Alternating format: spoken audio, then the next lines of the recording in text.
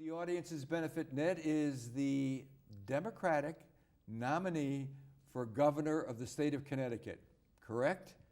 The endorsed candidate. The endorsed that is true. candidate. Now we may have a primary. We'll find that out in August. And that happens in August, right? That happens in August. Well, the dog days of August. How many people are coming after you, Ned? There's 2 or 3, or is it like a Republican primary where there's 15 people? In our slate, we got 2 guys who are trying to petition their way on with signatures.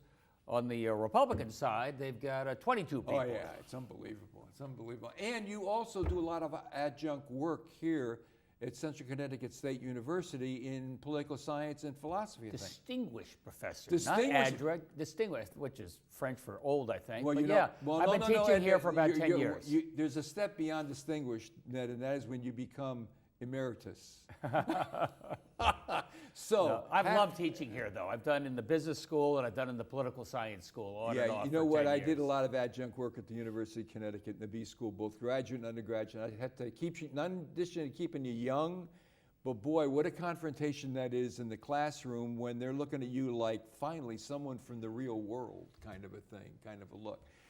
Listen. What are the primary, in your opinion, Ned, what are the primary 2 or 3 things, sense of urgency, serious, et cetera, critical, whatever word you want to use, that are facing the residents of Connecticut today as we speak? I'd say, first of all, jobs. Jobs. We have been flat as a pancake for 10, 20, 30 years. We have fewer people working today than we had back then. And you cannot grow an economy with a flat workforce like that. We have an aging workforce. We haven't brought them up to speed. We haven't brought them into the 21st century. And we're the 7th oldest state in the union. Yeah, I know. Arizona and Florida, here we come. Unbelievable. You're right. Go ahead. So I would be the first guy with a business background that started a business and created jobs as governor of the state of Connecticut. Is that literally true, Ned? I think that's true. The first that's true. Okay. Chester Bowles, back in the 40s, was there for 2 years, so put him into the mix. So I think the number one priority is to get people believe in this state again. And I think for us to get people believing in this state again, turn around the moving vans, invest in Connecticut, grow in Connecticut, I have to get you an honestly balanced budget. We haven't had that, Jim, in decades. We've been papering it over, hoping the economy will rescue us, and it's going through that budgetary hell every 2 years that is sapping the morale from this state. And you need a budget that doesn't borrow from the future, but invests in transportation and education, all the things the business guys tell me we need to grow jobs.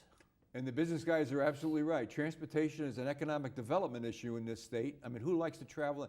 We used to have some of the greatest highways in the United States of America at one time, Ned. There's no question. The other comment I wanted to make to you is that I've got a place in Florida, so I've got homes in Florida and Connecticut. Ned, I have to tell you how right you are. I have met I meet a lot of new people every time I go to Florida, right? Most of them in years past, what are you doing here? The weather's gorgeous. You know what it is nowadays?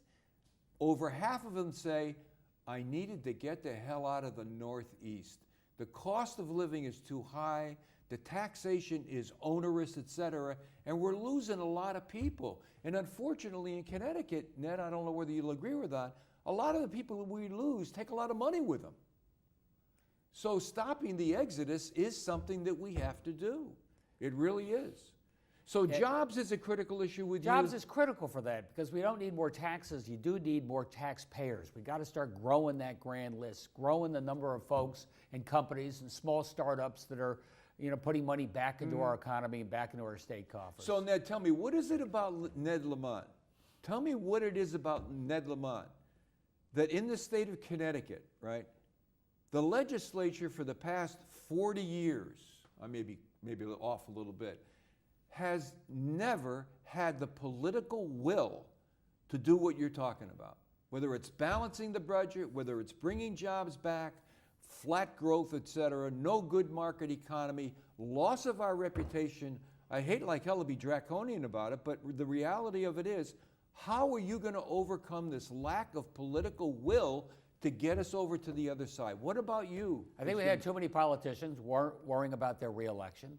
I don't give a damn about my reelection. I'm 64 years old. I'm going to go in and get us an honest, balanced budget. And I've heard from Democrats and Republicans. I don't want to go through the next 4 years like the last 20 years, where every 2 years is that. We're willing to have a comprehensive plan where we give and take on both sides, that we get our state back on track. And I'm not going to be Mr. Popular at the end of that thing, but I guarantee you we're going to turn this thing around. So are you willing not to be Mr. Popular? I don't give a damn about that. Okay. I really want to turn this place around. And at my age, I think that's what I'm going to do. I told the story that when Andy and I were in our 20s, you know, we thought we had hit the gold mine with jackpot coming here to Connecticut, Right. all the benefits, the quality of life. And our kids, like a lot of your viewers' kids, are in their 20s, and they're in New York, or they're in Boston, and they're not sure they're coming back to Connecticut. You point out we're one of the oldest workforces in the country. Yeah. And that starts with a growing economy, with opportunities, get young people back, bring our cities back to life. What are you going to do about the status of, I mean, the reality of it is we're a highly educated state. We've got tremendous skill base, right? But if you bring the jobs back, Ned, the subset challenge is, do we have the people with the skills to get the jobs that are being generated by our aerospace industry or our electric boat? No, we have jobs Well, going what are you going to do about that? What are you going to do about that? I mean, when I took on Dan Malloy 8 years ago, and I said, if this state doesn't make the big changes we need, we're going to be in the same pickle in 2018 we were in 2010, and here we are. But there is one big difference. Back then, people were lined up at the unemployment office just terrified about what was going to happen tomorrow. Today, we have tens of thousands of really good paying jobs going begging. Aerospace, Sikorsky, Pratt & Whitney, teachers, nurses. And this is a once-in-a-lifetime opportunity. This doesn't happen all the time. We got to train these people. Working, I was just at Goodwin Tech, the high school, working with community colleges, train people for these are Connecticut jobs for Connecticut people right here. And what kind of reaction are you getting? I mean, do you find that Where you been? How come we haven't been doing this already? Let's go. And I said, okay, we're out of money. We got to balance the budget. It's sort of tough. We got to make our priorities every investment we can make to create jobs. And that starts with our community colleges. Make sure they're aligned with Sikorsky, aligned with Pratt, and we're training people for the jobs that are going begging.